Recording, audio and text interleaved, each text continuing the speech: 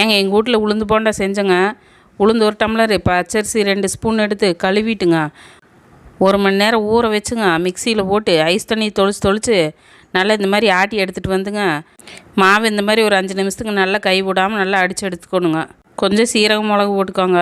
பச்சை மிளகா, கருவேப்பிலை தழை, கொத்தமல்லி தழை, பல்லேரி வெங்காயத்தை பொடி பொடியாக அரிஞ்சு உள்ளே போட்டுருங்க. கொஞ்சமாக உப்பு, கொஞ்சமாக சோடா மாவு போட்டுருங்க.